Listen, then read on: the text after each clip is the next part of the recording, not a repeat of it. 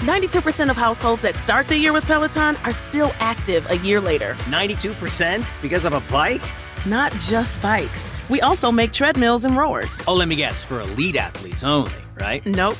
It doesn't matter if you're an avid exerciser or new to working out. Peloton can help you achieve your fitness goals. 92% stick with it. So can you. Try Peloton bikes, tread, or row risk-free with a 30-day home trial. New members only. Not available in remote locations. See additional terms at onepeloton.com/home-trial. With one of the best savings rates in America, banking with Capital One is the easiest decision in the history of decisions. Even easier than choosing Slash to be in your band.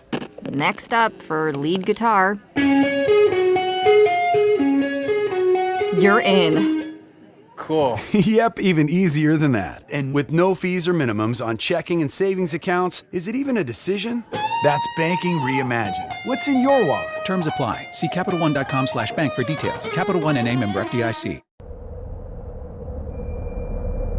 Under cold Midwest skies, something lurks through the dark. From the rolling hills to the flatlands, they move through the fields. They are Cryptids of the Corn.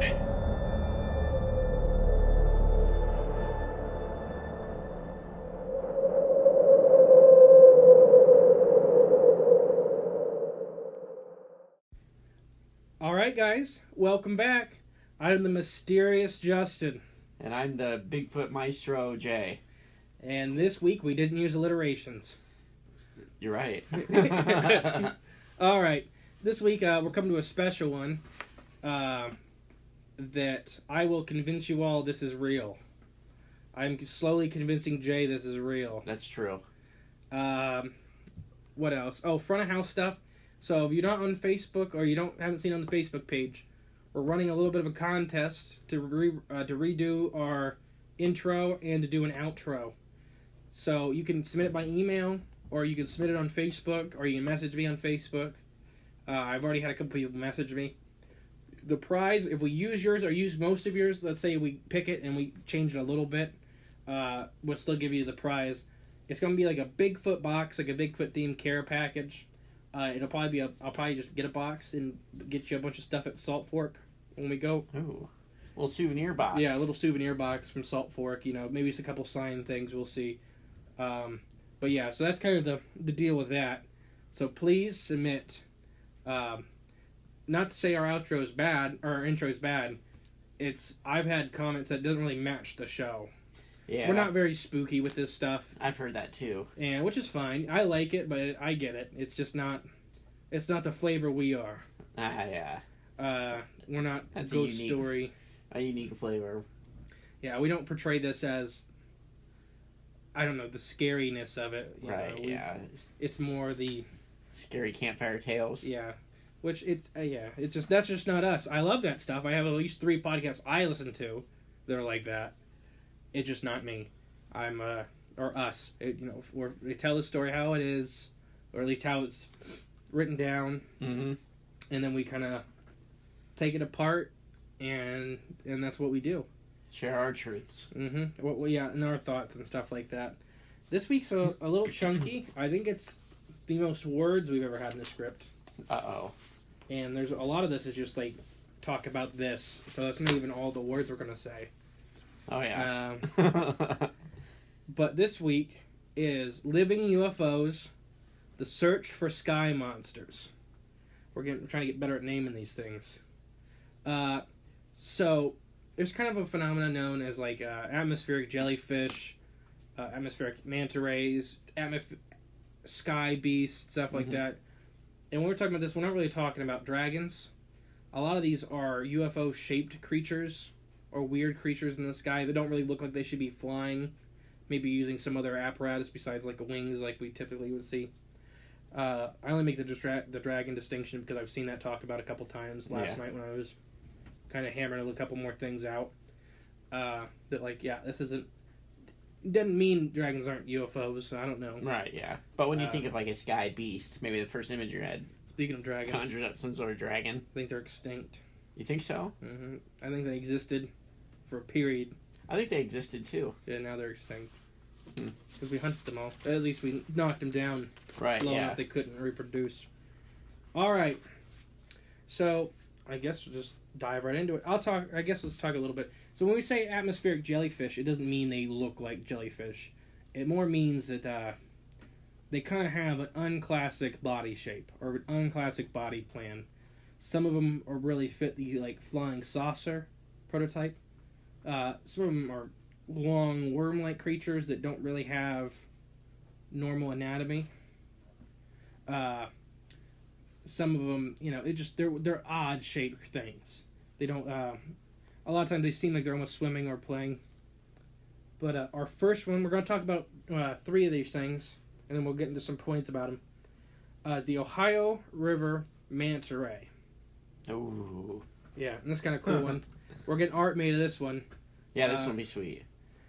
But December 3rd, 2004, so a pretty recent one. I think, besides maybe South Bay Bessie, this may be our most recent one. I think so. Yeah, 2004? I think there was a Frogman thing in 2006 we didn't include because it wasn't real.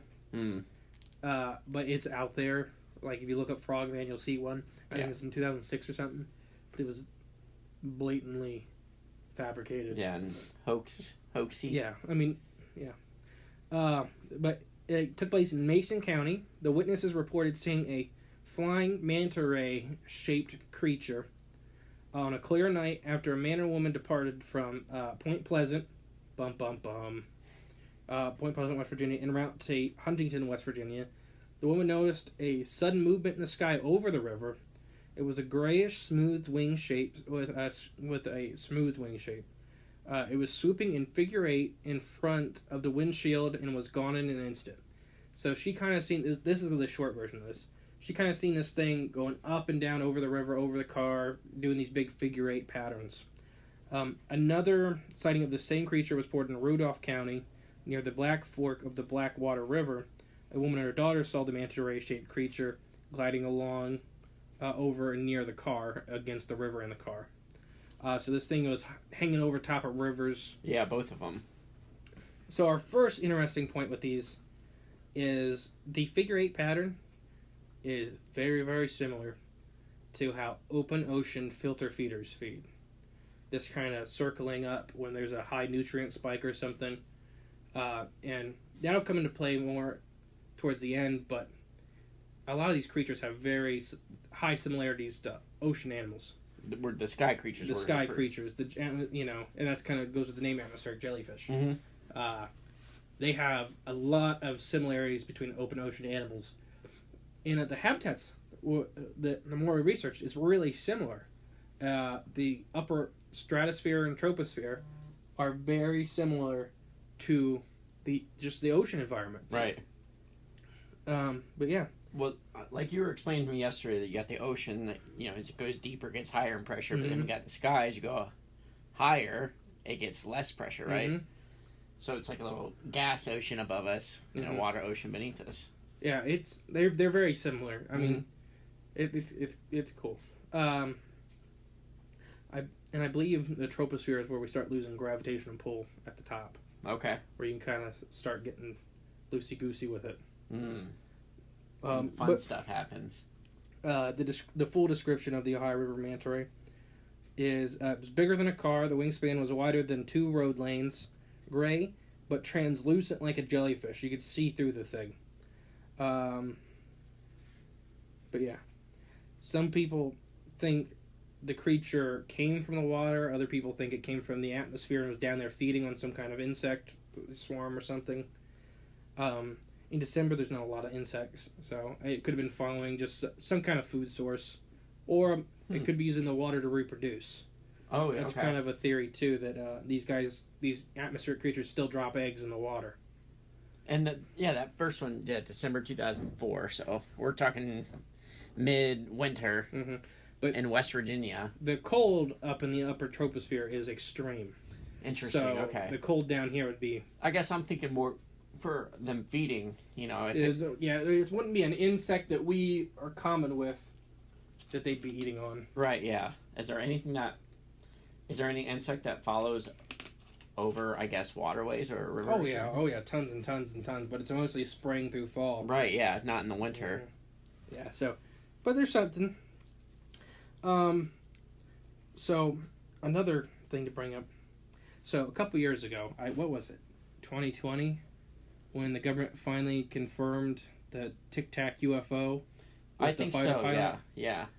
I don't know if any of you guys have seen it, but the government came forth and finally was like, "Yeah, we don't know what this thing was. Here's the pilot's recording is accurate. You know, they seen something on close radar. They sent fighters to inspect and intersect, because obviously in our space we don't want something we don't know moving at speed. But it ended up like." He was talking like, it's behind me, it's beside me, it's in front of me, now it's back behind me. Mm-hmm. And he was, these planes can go, over the sound barrier. Right. And it's almost like it was being very, very playful. Like a dolphin in a ship. Mm-hmm. It never did anything aggressive as far as we could tell from behaviors. It was just checking. It was like, I'm in front of you, I'm behind you. I can go faster than you, I can go slower than you. The move seemed very organic. Mm-hmm. And that's kind of a big chunk of this theory. These UFOs, some of these UFOs, seem to be very organic in motion. Now, they may not appear organic in texture and shape, but we'll get into that a little bit later. But they appear organic in motion. They can stop and turn on a dime, mm-hmm. which a fighter jet can't do, or anything we have right now besides maybe a drone. But we don't have drones, I think. Sorry about the sniffles, guys. The max drone speed I think we have right now is 200-something miles an hour. And even with drones, when they move, you can tell it's like a machine operated, I guess. Yeah. Even drones kind of move in a sort of... It's still kind of blocky. Yeah, unless it's like running in a predetermined path or program then you can make it seem organic. But yeah, you can tell it's a drone or something moving around the way it circles around or things like that. And then another similar one that happened was over Skinwalker Ranch. And that's a whole another bag of cats. But this kind of between a saucer and a cigar-shaped UFO, the Tic Tac was a cigar-shaped UFO. There was one dropped fast out of the upper atmosphere. Stopped at like 3,000 feet above the surface. Did this kind of stop but a big circle turn. Okay. Evened out and then took off again. So it's almost like I've seen eagles do it. Mm-hmm. Eagles will drop super fast and open up and then level out and then take, travel at that level. Yeah, right. So a lot of these UFOs have very organic properties to them. They're just something. Anything else on this page? Oh, no. So far. Let's just recap that manta ray, translucent, Mm-hmm. swooped out over the river, over a car, and was doing a figure 8 pattern. So. Mm-hmm. Did that twice within close proximity to each other around the same time frame. Okay. I couldn't find a date for the second one. Wasn't listed. Mm-hmm. But said it was close to the first one. Yeah. The next guy we're going to talk about is a very different looking kind of creature. And it's the Crawfordville monster. Okay. And where's Crawfordsville? Indiana. Okay. And this was back in 1891. Ooh. So no flying machines. Right. Besides maybe a balloon. Yeah, we definitely had balloons. Hot air balloons, but I'm not sure we had blimps at this time. No, I don't think we did. I don't think we did. I don't Who know. knows? When the Hindenburg blew up? Because that was in the 1900s, right? I don't know. I'm not going to pretend I know. Although I think we did have flying technology, but that's a whole other thing. Oh my but gosh. yeah. That's a different bag of cats, Jay. Look at the Vimanas in India, and we'll get into that maybe in a future episode. I think they were riding these things. Very well could. Oh, they had atmospheric jellyfish with saddles on them? Oh, maybe Crawfordville monsters. Or them. Oh, okay. What's a Crawfordsville monster? So it's categorized, as far as the Cryptid Wiki, as an atmospheric beast. This thing has a very weird description, but we're going to talk about that it kind of matches some other real-life animals that we know about. So I'm going to try to describe this as best as possible. It's weird looking. I just suggest that you go look it up, because it's weird looking. And then there's like 15 different depictions. As far as I know, it didn't have teeth, but almost every cartoon depiction of it has these big, sharp, scary teeth. Right, yeah. And I've never seen that mentioned anywhere. So that's kind of an artist thing. The citizens of Crawfordville described a violently flapping thing that had a flaming red eye in the center of what they assumed was its head. It was 20 feet long and 8 feet wide, kind of eel-shaped or serpentine in shape. But descriptions of the creature vary from person to person, with some accounts suggesting that it had no head, others describing that it had a glowing red eye and hot breath. Accounts generally agree, though, the creature was eel-like, several undulating fins along the sides, the bottom, and the top of its body. During the report of the second appearance, witnesses described the creature was withering and squirming and producing a wheezing sound as if it were in pain. One of the strange accounts was that the Methodist pastor named Reverend G.W.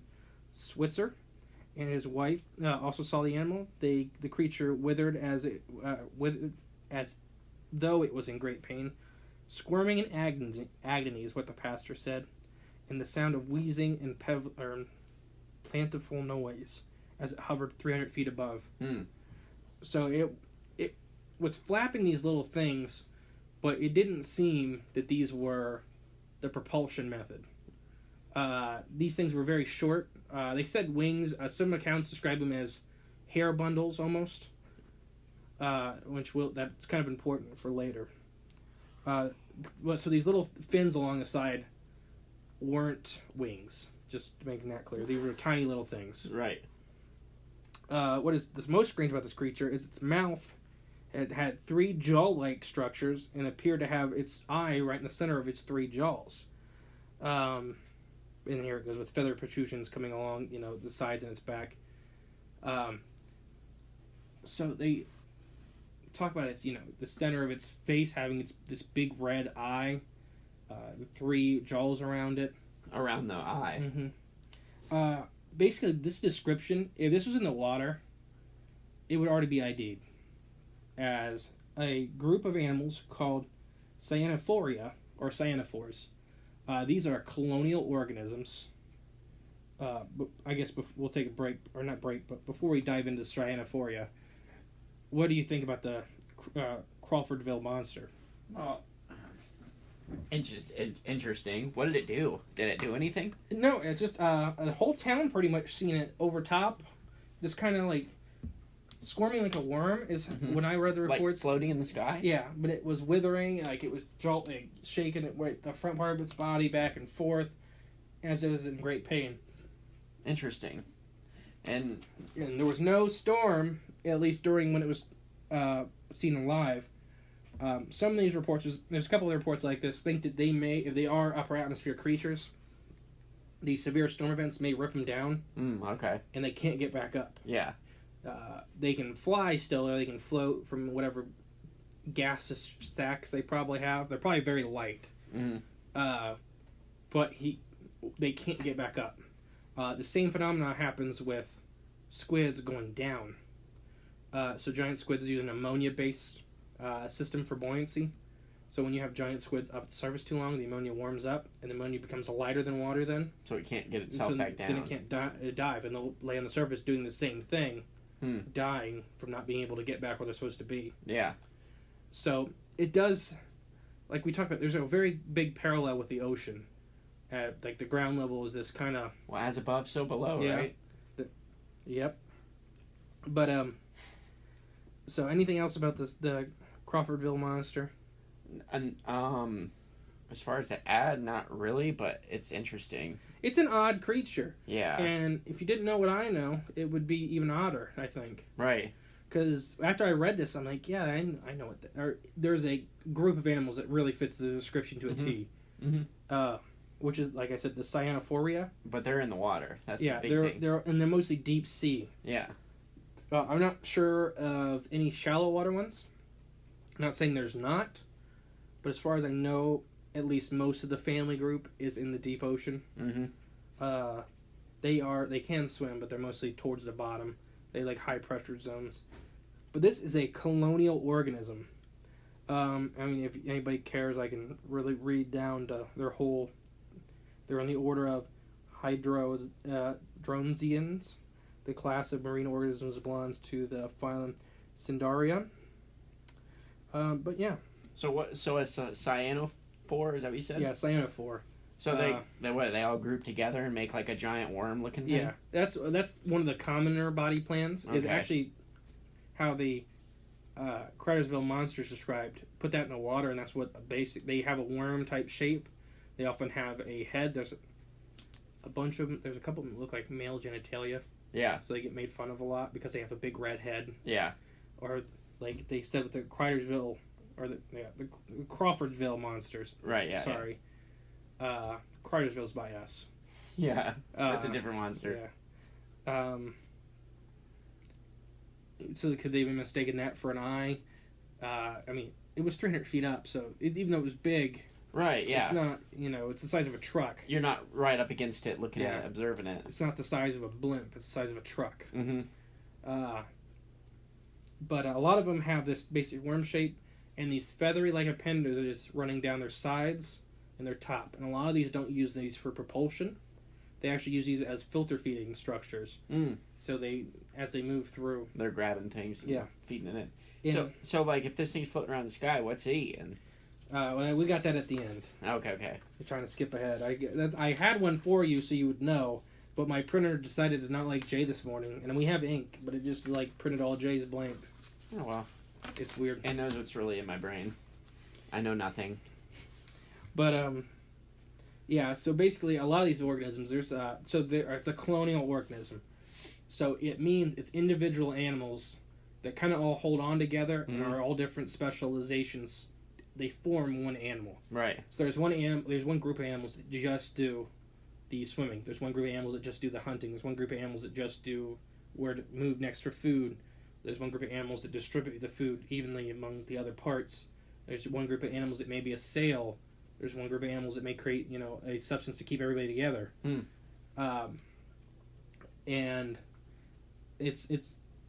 they're incredible. It's awesome to see them work together. Hard. Yeah, it's hard when you look at them. They're one animal. Exactly. But when you really look at them, it's hundreds or thousands or hundreds of thousands of individual animals holding together to form a creature. For one mission, goal. They're incredible to look at. But yeah, so I suggest anybody. If I remember, I'll put it in the Facebook group. Well, human beings need to take note. So, maybe we should study these creatures a little bit more. But yeah, a lot of these can be really small. I do have another note about these. These animals produce all kinds of bioluminescence. Almost everybody in this family group is bioluminescent. Most common colors are blue, green, but a good chunk of them have red. What was it? And it's the second only life form. I'm not sure how true this is. Sorry, I'm reading something. The second only life form defined to have true red light. Red's kind of the rarer of the bioluminescence. And that's the one that had been observed in some Bigfoot. Yeah. That's hard to explain or hard to... Yeah. Yeah, but red doesn't make as much sense in the deep ocean as it would for a Sasquatch. Right, yeah. Because red light, I believe it's red that goes the least through. That's why a lot of deep sea animals are red. Okay. It's because it's the color that doesn't reach. So they're colorless. Right, yeah. Like stomach linings are red because they block out other animals' bioluminescence. Because when you're in the deep sea, the biggest problem is if you eat something and then it lights up, now you're going to get eaten. Right, yeah, because now you're lit up. And we have a whole thing in this about bioluminescence. But that's pretty much cyanophores. I'm pretty sure I'm saying the name right. It's not an easy name to read. It's got a lot of weird letters in it. I think it's a good link between that Crawfordsville monster and something we know existing. And I guess like mantiwars are not Cyanophora. I'm pretty sure they're not in the same family, but they're the same type of thing. Man-o-war jellyfish. Yeah, man-o-war jellyfish. They're not jellyfish. They are a colonial organism that kind of resembles a jellyfish. See, I never knew that before. Yeah, so they're not a jellyfish. They just get the name. There's all kinds of stuff that get names stuck to them. Like electric eels aren't eels. They're knifefish. And not every song parody is done by Weird Al. But most of them. See, yeah, okay. But yeah, so there's a lot of these creatures that exist that don't fit the bill. They look they just look so much like one thing. Right, and then you start pulling them apart and you're like, okay, these are all different guys. Right. So like on the man-o-war jellyfish, the tentacles are one thing. The sail is one thing. The bulb is one thing. You know, the guy that steers it is one thing. Which is crazy. It's crazy that they can work together like that and do completely different jobs, but combine together to make one. But yeah. And we can hardly hold a society together. So we've kind of talked about these upper atmosphere guys. There's all kinds of them. I mean, but one thing we kind of I don't know if we touched on the podcast. Me and you have talked about it. Are shadow biospheres. Okay.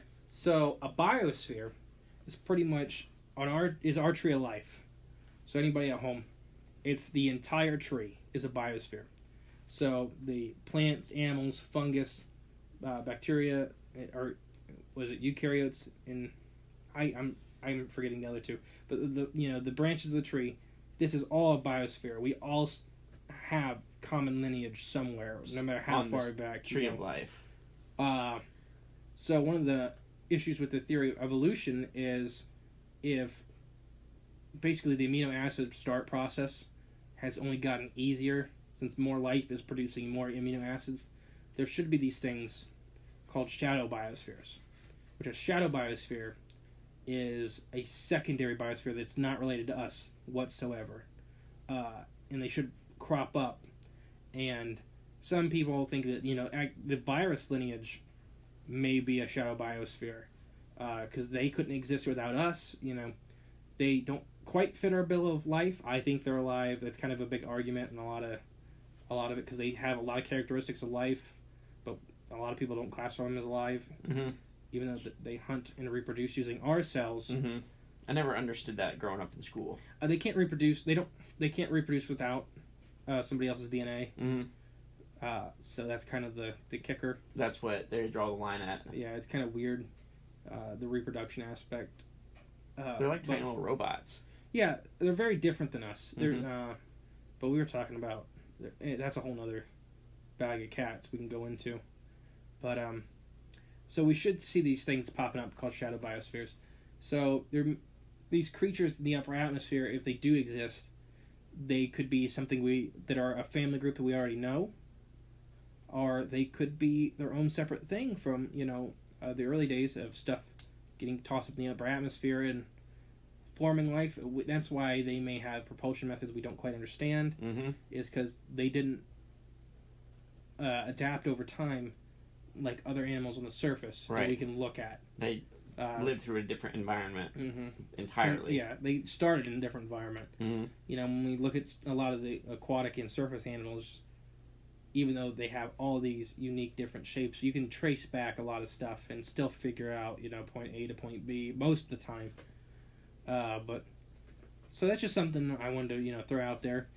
There is the theory of shadow biospheres, and I think it gets tossed around a little bit for some otter stuff that may not fit it. Otter? Yeah. Like some people have talked about it with like Sasquatch and stuff like that, which they can fit in our family tree. They can fit on our biosphere somewhere. I mean, they have all the traits to exist. Gotcha. But so there's people who use it for otter things. It's hard to explain. It's hard to be odder than the Crawfordville monster. Yeah, that's a little out there. I mean, otter as in it doesn't need that to exist. All right, before we move on, we're going to take a quick break. When we get back, we're going to talk about sky rot and star rot. Doesn't that sound delicious? Well, don't be surprised. People have eaten it. All right, we'll be back. And we're back. All right, so we're going to talk about a phenomenon known as star rot. And I'm going to read a quick little description, and then we'll kind of talk about it. Okay. Like everything else you do, like that's something new. Yeah. I read the description, and then we talk about it. So it's a mysterious phenomenon that has been recorded for centuries, if not millennia, but has never been fully explained.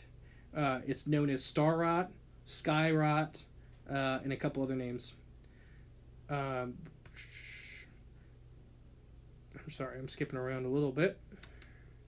But basically, it's a jelly or slime-like substance that falls from the sky over an area. Sometimes the area is 3 or 4 counties wide.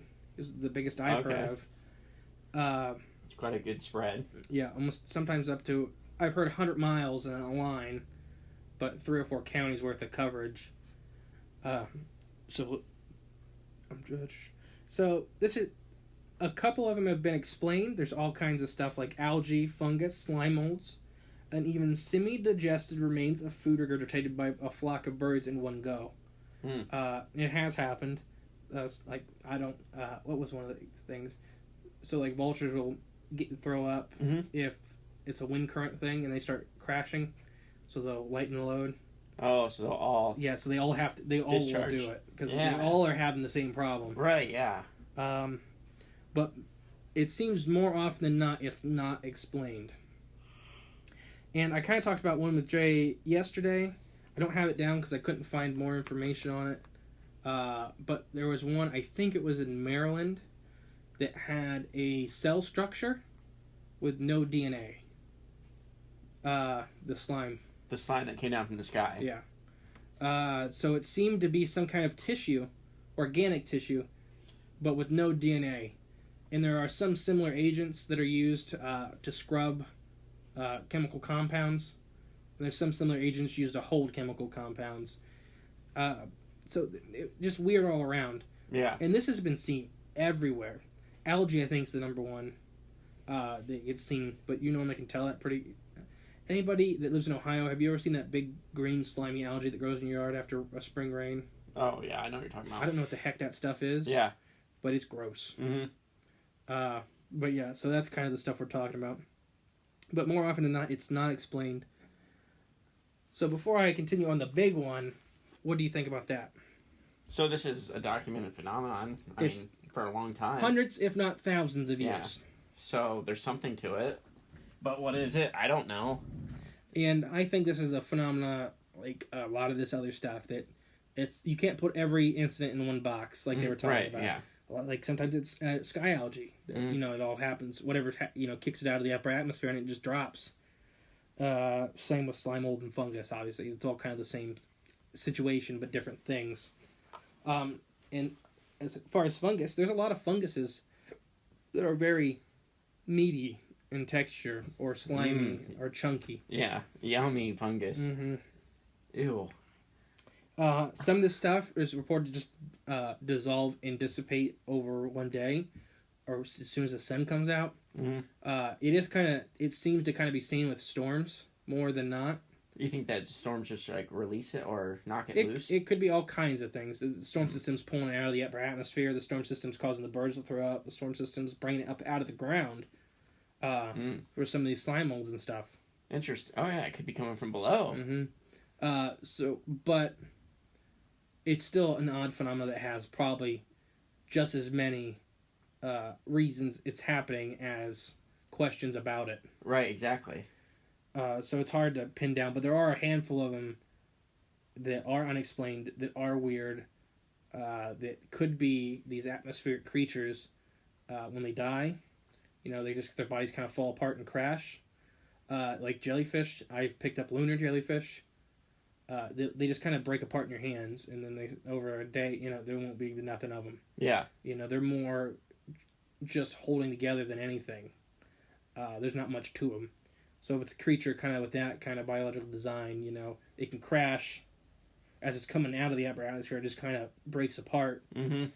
And gets thrown everywhere. Yeah, and then after, the sun comes out, it's done. Same with fungus. If it's a fungus that's doing it, like we hunt morels, and morels will pop up like within a couple minutes. So you can walk past and there won't be a morel, and you walk back past and there's morels. Really? Yeah, we've had it happen more often than not. And then the sun comes out and touches them, and they're gone. Wow. See, I've only done that once. Yeah, funguses are the masters of just rapid growth. So there's a lot of this stuff. This is a really weird phenomenon. It's a hard one to kind of put your finger on. Yeah, because it's just there's so many parts of it. Well, yeah, because is it organic? Is it something we made? Is it something that... It always seems to be an organic structure. Doesn't mean it's something that is not an experimental organic substance. Right. But it always seems to be organic in nature. Mm-hmm. So whether that's a organic human-made compound or not, it's a whole different question. Right. But I lean towards maybe at least 99% of it not, because it's happened for so a long time. Mm-hmm. A really, really famous example, and we're not going to dive into this too much because this may be just a future episode, but the Kentucky meat shower. If you guys want to Google that. I don't have the year written down. I should have. I just thought about that. Yeah. But, oh gosh. Why don't you look it up on your phone? Okay. I think you told me this before, but I was thinking early 1900s or maybe even the... I thought it was late 18s. 18s, yeah. I thought it was late 18s. Well, let's find out. Kentucky meat shower. We're going to go on this little journey together. Mm-hmm. We're professional podcasters. It'd be nice to have like a little assistant here with the live feed camera. Oh, if Emily doesn't work Tuesdays, she'll be joining us now, but that's what she'll do, just sit in the corner. And I'll be like, look up Kentucky meat shower. Yeah, bring it up. Year. I need year. Yeah, 1876. 1876. So okay. But basically what happened is a strange meat fell over 3 or 4 counties, and most of the pieces were between 1 inch and 5 inches long. People ate it. There's no way ifs, ands, about it. But that was my favorite part about the story. People instantly started eating this stuff. I mean, it was thousands and thousands of pounds of meat. And we heard examples were like the vulture stuff. It's regurgitated vulture food. But people ate it and said it was tasted everything from bear to cow to camel to just all kinds of stuff. And I know they saved some and somebody tested it. I don't remember the results. They'll save that for the actual episodes. We're going to do on it probably season 2. But it was just a weird thing, and there's nobody flying over in a plane in this time. You know? Yeah. So this isn't something that's happening of a normal means. If this was a flock of vultures, there had to have been like 200,000 vultures in the sky. Mm-hmm. It's just very, very weird, the Kentucky meat shower. And like I said, most of the pieces were small. There's not like steaks falling. It could have been fungus. Like I said, there's a lot of funguses that resemble meat in texture. Yep, meaty, you said. And meat in flavor. Like hen of the woods. It's called that because it tastes and feels like chicken. Mm-hmm. There's beef heart mushrooms because they taste like beef heart. They have the texture of beef heart. There's all kinds. So it's very, very odd. But yeah, what do you think about that? Kentucky meat shower is an interesting phenomenon. It happened. It's just so weird. Yeah, that's the crazy thing. It happened. I mean, everybody's talking about and then everybody took it home. And it was a different time, right? When food was the main thing you worked for. You didn't, it's what you needed food to survive, and now you had 200 pounds of meat land on your property. What do you do? They're going to eat it. Yeah. I mean, we are a very privileged society now to where most people in the U.S. don't have to worry about that anymore. Not everybody. Hunger is still a big issue. Yeah, correct. But it was even more so in this time. We didn't, the average person didn't have the luxury of passing up free meat. Right, yeah. Or going to the grocery store just to pick up. Me and you and most people would be like, okay, I'm not eating meat off the ground. Right, yeah. I don't care how fresh it is. When before it's like... Well, no, they're like, all right, kids, get the wagon. Yeah, don't let this go to waste. We're making stew for the next 3 months. Gosh. Don't know what it is, but it's tasty. Yeah. I think that's that's pretty much the star rot as far as we're going to cover in this episode. Because if you really want to cut into star rot, it could be its own. You could do your own podcast on the star rot. Yeah. With all the examples and different types. It's just kind of a big overlay. But yeah, anything else to add to either of those? I mean, I want to ask you, what do you think star rot actually is? So, do you think it is just like I think most of the time it's algae. Algae's probably the big one. Algae and fungus are probably the big ones. I think there are these creatures that do exist. Mm-hmm. So I think some of them are these. So okay, so you think it's a combo of stuff? Okay. I think like they said, a lot of these are probably pretty explainable. Well, what are those things? If these things like these sky, let's call them manta ray, sky jellyfish, if these things exist, what do they poop?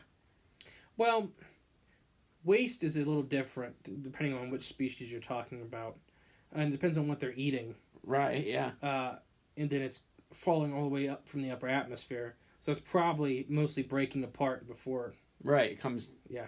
Down, if it comes down, or if they just fart. I don't know. And it could be a so we'll talk about it a little bit. All right. It's probably what they're eating is really different than what we expect them to eat, so the waste product would be a little different. But if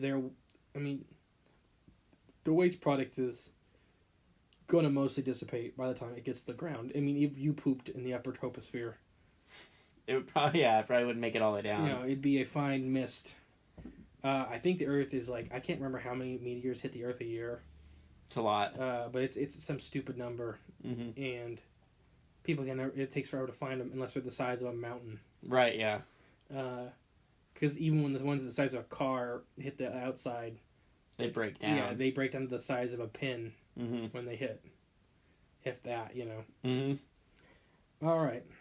I think we've exhausted that topic. Yeah. This one's very sciencey, but it's just kind of, I don't know. What do you think? It's a strange phenomenon.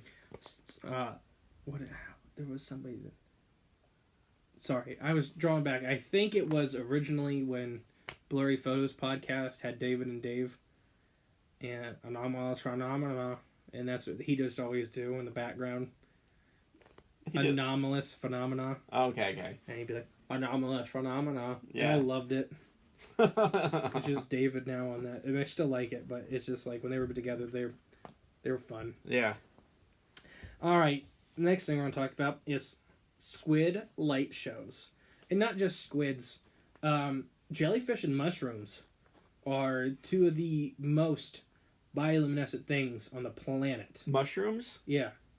There are, oh my gosh, there's green oysters, which they communicate with each other with bioluminescence. These are mushrooms? Yeah. Okay. And mushrooms have a whole different type of intelligence. Mushrooms are so not looked into, it's ridiculous. Yeah. The largest living thing on the planet is a mushroom. Mushroom, yeah, if I knew that. His name is George. And if he had the notion, he could kill everybody. But he doesn't. He just eats a bear every once in a while. He eats a bear? Wait, no, I'm not even going to get into that yet. Well, every time a bear dies, where do you think it goes? George eats it. Oh, so George is the controller. Well, George just feeds. Yeah, but... He didn't make the bear die. You don't know that. Well, he doesn't have to. He's got so much food over top of him. Right, yeah. Huh. That's extra effort. I guess so. He's a passive Talk about predator. George. We get on this weirdest tangents. George the Mushroom. Whenever we get merch, that's going to be our first plushie. George the Mushroom. Okay, yeah. It's a show that has Bigfoot on their label, but all the toys are mushrooms. I don't understand. George. Alright, so tons and tons of deep sea animals mostly use bioluminescence. But like I said, there's fungus. Owls are slightly bioluminescent, and even platypus are slightly bioluminescent. Oh. And a lot of these are different light frequencies, so it's really hard to know how many animals actually have some type of bioluminescence. A lot of these upper land animals that were discovered with bioluminescence were discovered by accident. Okay. Like owls glow to each other.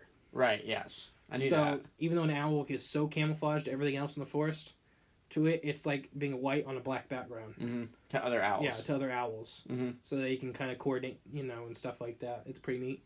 I can't remember. There's a type of shark that glows, and they glow pretty bright. Oh, wow. So they can find each other, the same thing.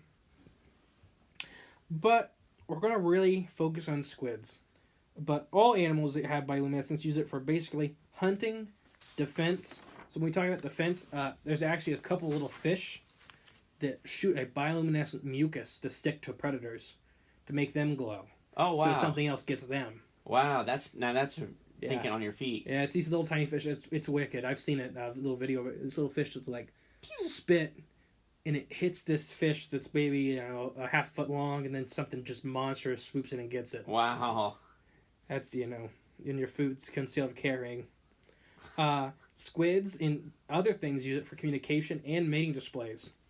And we're going to talk about one animal in particular, because some of these mating displays or communication displays are so synchronized, they completely look robotic or man-made. Mm-hmm. So two of the things we're going to talk about are cone jellies and firefly squids. Okay. Firefly squids have, I think it's phyrophores. Basically, they're light organs. And they have tons and tons and tons of them. And on their two big tentacles, they have really two bright ones. And these squids will have these big mating displays. And they'll all sync up, or they'll kind of do different stuff. And it looks like a Christmas light show. Are these like deep sea squids? Yeah. Okay. It looks like, I think they're 300 to 600 meters. Deep. Is their range. Okay. And they look like Christmas light shows. They look synchronized. They don't look. Once you turn off the lights and realize it, you don't realize it's 10,000 squids. You think it's a machine down there. Almost like you ever see when they get a bunch of drones together and they fly them up. That's in the what sky? it really reminds me of. Yeah. And they can be really still. Squids are masters at sitting still in the water, and doing these complex patterns. And then cone jellies. We've talked about cone jellies. Cone jellies come in every shape, size, and color, from the size of the eraser in your pencil to up to I think 100-something foot or bigger. Mm-hmm. Some of these cone jellies have the most advanced bioluminescence with multitudes of colors, multitudes of patterns, and they look like little robots. They look like little LED lights. Yeah, shows. they really on one of them, just one. So some of these UFOs that have these crazy lights. That's kind of one thing we look at, are these some kind of upper atmosphere creatures doing these mating displays? Mm-hmm. Are they putting on a show for each other? They don't care about us. And like the synchronicity of them being together and riding the same lights across the sky and stuff like that. And because I've heard people talk about like these lights that are all, they have to be part one thing because they're moving together, but you can see the sky in between them. Mm-hmm. Is that because they're just so good at what they do, they appear to be hooked up together. Right, yeah. Because it's just some kind of display. But it's wicked. It's truly wicked. I would definitely suggest you look up both these creatures. Yeah, Google type in cone jellies. Cone jelly bioluminescence or light display, and then firefly squid light display or bioluminescence. Don't Humboldt squids have like? Yeah, they don't have bioluminescence. They have flashing, as far as I know. Right. Yeah. Which is a little different. They're not considered a deep sea squid. They go down pretty deep, but they're a surface squid. But they do like when they flash, it can be. It looks almost robotic or coordinated. Or their color flashing is still just as crazy. Right. Yeah. Don't get me wrong, but a firefly squid is pretty much unmatched in this field. Okay. It's something more of a light show. Yeah, it's very much something to witness. Mm-hmm. And when there's normally tens of thousands of them at one time doing this. These are tiny little guys. They max out at like 7 inches. Okay.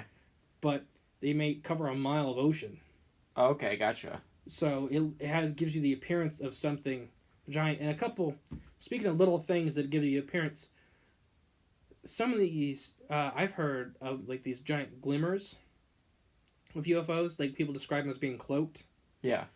And that always kind of reminded me of these squids too. Mm-hmm. A bunch of little things huddling together, and you just happen to catch them as as they're moving at the right angle. Mm-hmm. So you get this glimmer as if there's something there.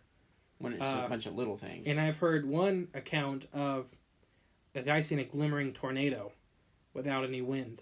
And these glimmers were going up, up, up, up, up, up, up in a big circling pattern. And then they disappeared in the upper atmosphere. And so was that a school of these things that got knocked down, of young, that got knocked down and are trying to get back up? Mm-hmm. And we kind of talked about like why they're seen out in the desert a lot. And it's because of probably the Rockies. They can use the Rocky thermal ridge to ride back up into the upper atmosphere free of charge. California condors do it. Mm-hmm. A lot of these big birds do it. So if you don't want to get stuck down here, but you got to come down here for something, maybe reproduction, that's an easy way to get back up. That's an easy way to get back up. And then same over here, we have the Smokies, but we don't have as much of a thermal current, but we have the ocean. There's ways to get back up. But yeah, so any add-ins for that one?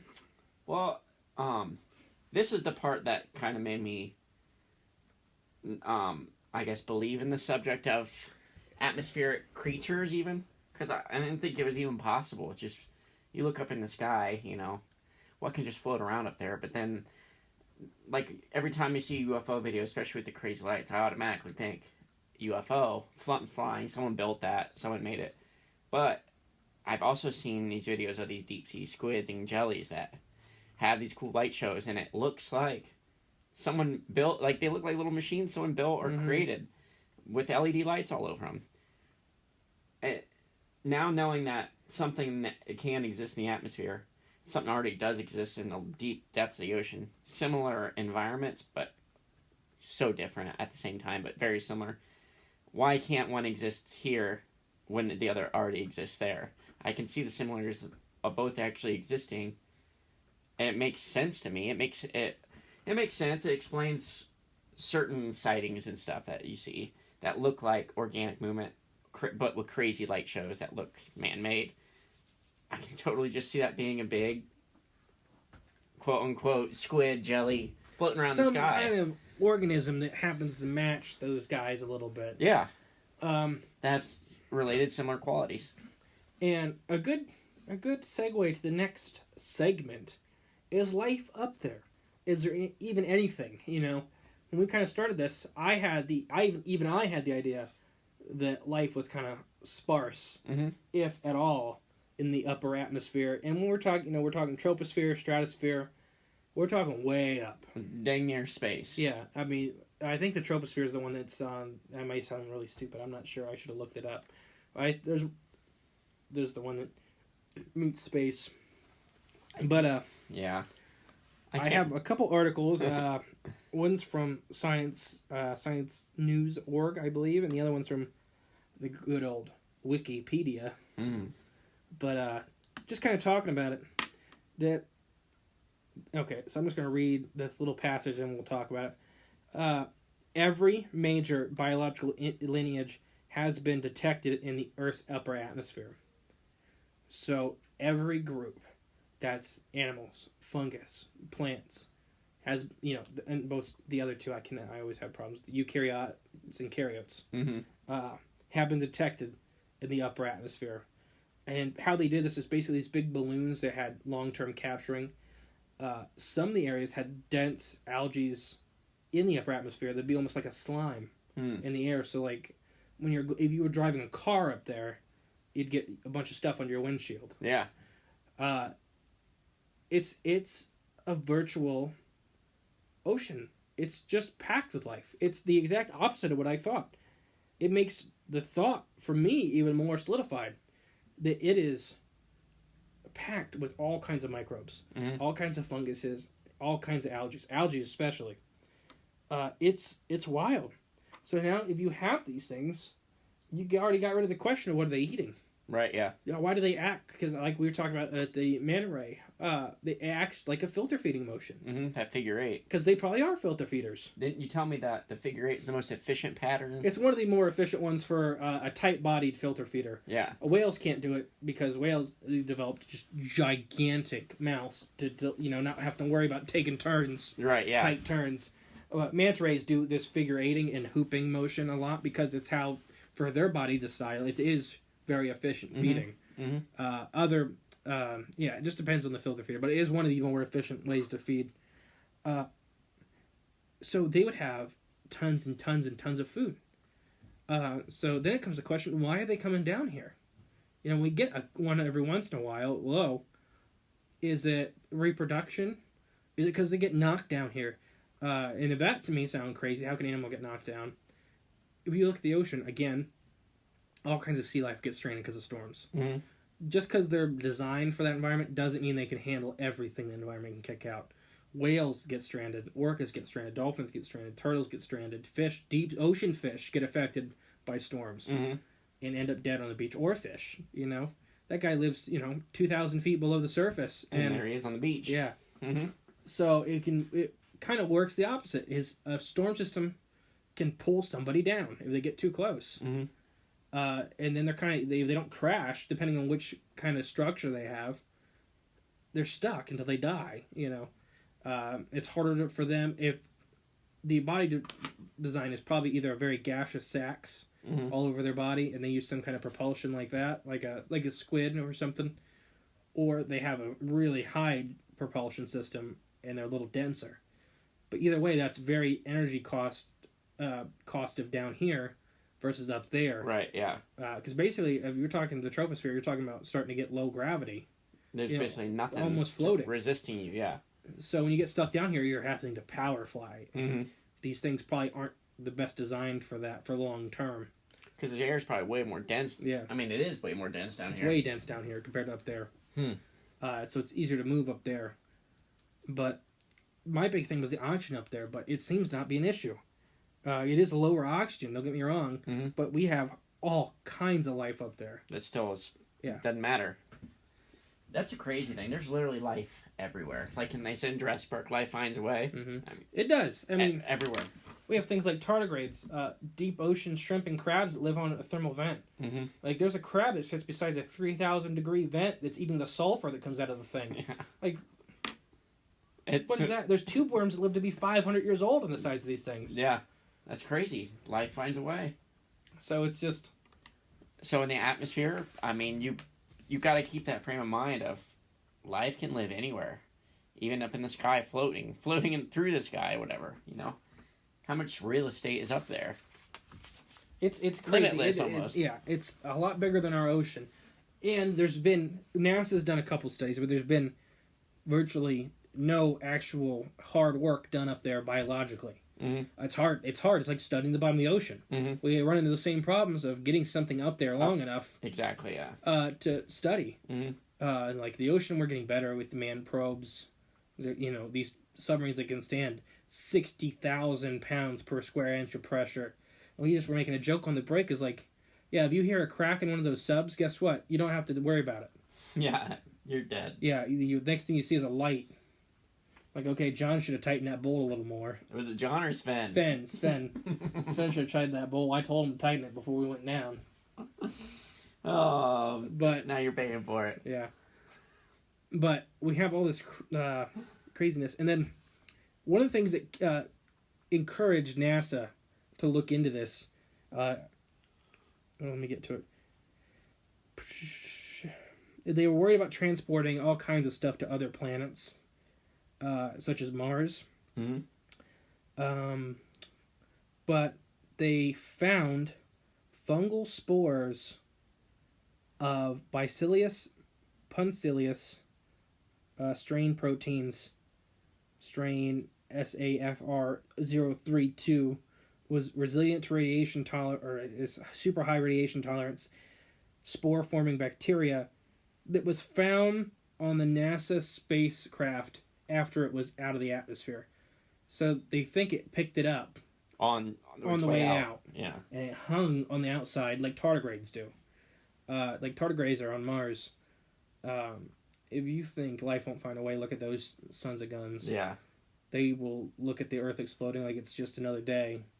They'll freeze dry themselves and wait until they crash into another planet. And there they go again. You think that happened here? Maybe. I don't know. I'd say probably. Oh, you're going with probably. I mean, what are the odds it didn't at all? Zero, or what the odds it didn't at all? 98.9999999. That's so 1%. It possibly did. Is what you're saying? So that means it did.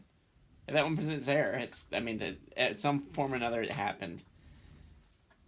So, what are your thoughts about all this upper atmosphere life?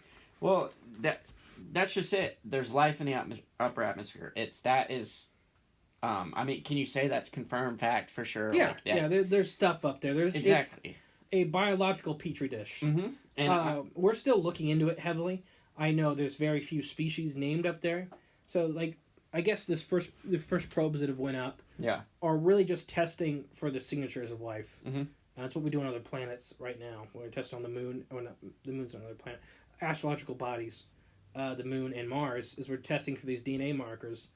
And the upper atmosphere hit for all of them. I gotcha. So, it's just saying that every form of life, every lineage of life on the surface is found in the sky, in the upper atmosphere. And we're not talking low to the surface. We're talking, way upper atmosphere. And I mean, it's crazy. Not crazy. I guess I never had that thought. That never had a factor in my, I guess, thinking about life. It's that up there. I never really thought about up there being that alive, really. Mm-hmm. It's awesome that it is, and it just opens up the door of this is possible. These sky creatures, these sky jellies, these floating things that just live up there, because that's the only way if you're going to live up there, you have to be super light. Mm-hmm. You have to, if you're going to stay up there. So I overwhelmingly came around on this, oh man, okay, this is very possible. I think these things are real. I really do. Very rare because what if they're translucent? Yeah, they're hard. Thousands. I'll tell you what. Up. I've been in the ocean a lot, and I've been in schools of jellyfish. Mm-hmm. And depending on the species, some of them are impossible to see. Yeah. Until you see something stuck in them. Yeah. And you're like, oh, there's a 40-foot long jellyfish next to me. Great. Right. Yeah. One of my brothers got the heck shocked out of him. Oh, no way. Yeah, he had big long marks all over his body. He came out screaming. We didn't know what happened. We thought he got bit by a shark. Oh, wow. He probably would have rathered it. Yeah, probably. Wait, now, is this myth or fact? About the peeing on it? Yeah. Okay, so did you pee on him? No, we didn't pee on him. Okay. I'm not sure if that's real or not. If the ammonia actually causes... So, they're these pistol fire sting cells. Yeah. So these cells, the problem is, they latch onto when the cell bumps you, it shoots a giant corkscrew root into your skin. And it sticks. The cell pulls off. Yeah, and leaves that behind. And it just keeps pumping venom in you. Yeah. And it can be, some of the species can go, days of still pumping venom. And so I think alcohol and maybe ammonia can cause that cell to stop doing that. Mm-hmm. And I don't know if pee is an actual one that is strong enough to do that. I've heard the myth. I don't know. I've seen it on an episode of Friends, so it must be true. And I think Mythbusters did it or talked about it. Oh, really? I can't remember what the result was. But long story short, no one peed on him, so... Went back to the hotel room and was angry. Yeah. I've never been stung by a jellyfish, and I never want to be. I can tell you that for sure. But, you've heard about I always go back to, the Phoenix Lights. Mm-hmm. And think about those giant synchronized lights. And then, so I guess another issue we didn't really talk about is what would be the purpose of hiding this from us if the government knows, if the powers to be. Ooh, okay. What would be the purpose? So, or do you think they just don't understand it enough? That could be. No, I think they know a lot more than they're letting on. If there's something like this exists, they know about it and they understand it. They're just not allowed to. They're just not telling us for what reasons, what we're asking. And I'm going to try to form this thought. It's going to be a little out there, but I think if they were hiding this, it's for reasons being the Earth. I still lean on I believe that the Earth isn't exactly what we always taught it was. We're going into this. This is a hell of a rabbit hole, kid. That we're just, this is a realm we inhabit, we live on. There's realms above us and realms below us. And maybe these things are kind of a entry point, that something that we can kind of interact with from like a realm that's maybe above us or something. That if this can of worms were to really be explored or opened up or explained in a way that is the truth, that who knows, we don't know exactly what that is, but it might open up a can of worms that might open up people's minds that the earth really isn't what they were think it might be or what they were taught it always was. So for reasons of hiding this information or suppressing it or making it seem like it doesn't exist, keeps your mind and everything in this frame of what exists, like what you believe the earth actually exists in now. And I think whether or not whether or not you believe about what the earth, like I'm pretty traditional with my thoughts. The earth is, you know, whatever. But yeah, there is that whole keeping knowledge traditional. Right, yeah. And I do think that goes on a bit. I think it may be something to do with air traffic. Yeah. One of the, you know, a huge industry in the world. And are these things a threat to it? You know, obviously we've seen with like the Tic Tac, if that is an organic creature, it has great capabilities. Mm-hmm. I don't think it could have hurt that fighter jet. I think if it would have bumped into it, it probably fell apart. Yeah, probably ripped it. But, for example, there's a video of a cone jelly I think I showed you. And it's doing this display. It's changing shapes and stuff right in front of this camera in front of the ship. And it's doing all this crazy cool stuff, light shows, shape shows, let's call it that. And it gets too close. And you're the one that told me. And when it gets real close, it just kind of dissipates and spreads out. Yeah, once you touch it, it falls apart. Yeah, and that's what you explained. It probably got sucked up into that ship's propeller. It got too Any close. kind of current and just would fall apart. And it did. It just turned to dust. There's so nothing. Yeah. It sucks to be a jellyfish, I'll tell you that. But you could still have, and then how they go in this fast, you know, if they're that soft. And they may be something we don't quite understand, like you were talking about, one way, shape, or form. You know, they're some kind of thing that's out there. Mm-hmm. And then you get to the whole thing with, like, we kind of talked about, like, well, then what's that mean for people that say they were abducted? Right, yeah. That's a whole, you know, there could be other real UFOs. I think something just popped in my head, too, that might explain a few things. Okay, these abductions. Okay, you ready for this? Mm-hmm. You ever seen those, I think they're crickets or something? Like they're, it's like a fungus or something that gets into like crickets or something. I think it's crickets or grasshoppers, ants, or I don't know. Ants. They get into their bodies and their brains and they control them. Then they take them to water and they drown them or something, and that's where those things reproduce. There's one that does that. The big one is it hijacks the ant, causes the ant to go on a tip of grass and hang on. The ant needs to get eaten by a herbivore. It's met by other members of its same species, and it is a fungus. It's met by other members of the same species that reproduces in the stomach. Mm-hmm. The animal poops out the larval or the eggs. Creatures like snails eat those, and then ants eat the poop of those creatures. Just to keep their... It's a very complicated life cycle with a zombification. So, what if, now, with that all that being said, we know that exists. Okay. Now, what if these things that are floating in the sky... are getting hijacked? Or, no, they're the hijackers. So they've been watching over the Earth for who knows how long. They observe us humans as being the top of the food chain, whatever. What if they're swooping down and they've evolved into this thing where they can latch onto us, hijack our brains, and make us think we're getting abducted. They make you think they're all this, but they're actually maybe injecting their own fungus into your own brain and sending you on a mission back down here to spread its DNA around. Maybe these are our rulers that are really is the sky watchers, or the ancient people always talk about people came from the sky. It could just be a sky jelly fungus. Yeah, big snot lobs. Yeah, they tell us what to do. Exactly. I don't know. Back to the first point, I guess, is I think they stopped because of air traffic and stuff. I don't think they don't want us to, if they know and they don't want us to know, it's probably due to something with air, just in general air traffic. Similar to your Bigfoot theory with logging industry, shutting that down. And I don't know if it's because people are going to care a lot about them or people are going to be scared of them. Mm-hmm. I don't want to fly up there. There's things up there. Mm-hmm. And like, yeah, we've flown commercial flights forever, and the only time they've ever crashed because of a person. So I'm not too worried about a big sack of snot. Right, yeah. Even though it can fly fast or move quick. I mean, there are things of planes disappearing from time to time that they don't explain. And there's a whole thing. Somebody, and I'm sorry I don't know their name. If you ever hear this, I apologize. Full credit to you. But somebody had the theory that a lot of these missing 411s might be these creatures. Swooping down and scooping them up. It could be. I mean, they're all without a trace, no scent trail, gone. Mm-hmm. You know, just because it's a jellyfish came and grabbed you. Mm-hmm. Maybe a tentacle just swooped down and Yeah, it could be. Plucked you from the earth.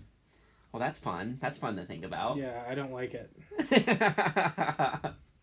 Never going outside again. What you do is you always have a little bag of salt. Aha.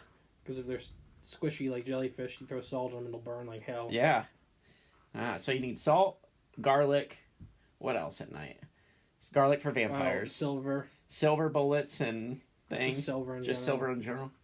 All right. And maybe an apple for a Bigfoot, just to offer. Just because nothing can stop it. What, you already sound like a buffet. You know, I mean, yeah. Assault, yeah. This guy can pre-seasoned. Right, yeah. And a good steak, in your back pocket. Well, any other thoughts about this issue in general? No, well... Don't feel like we've been talking this long. We're well over an hour. Yeah, I don't feel like it at all. I like this one. This one I think needs a little bit more research. Needs to be talked about a little bit more. And there is a lot more of examples of creatures that kind of fit this, town monsters and stuff. Mm-hmm. We just kind of picked two that we liked. And that are fairly local. Yeah. And that's what, we try to keep in either the Midwest or the Appalachia. Where the corn grows. I think they have corn pretty much everywhere on the planet. Nah, but this is where the corn's meant Except to maybe be. Antarctica. I don't think corn... Well, maybe they grow it underground there. They grow a couple plants. Really? I'm sure they do. There's corn everywhere, yeah, but mainly the heartland of America. All right. Anything else to add before we close out? Yeah, one more thing. Gosh. You have to do a... No, it's your turn. I know, I know, because I was going to say that. It's your turn. Dang it. Don't swear on this podcast. I know. All right, what do I need to do? What? The Crawfordville monster with all that description. Oh, okay. But he said it was wheezing. Okay, ready? Mm-hmm. Let's hear it. Okay, hold on a second.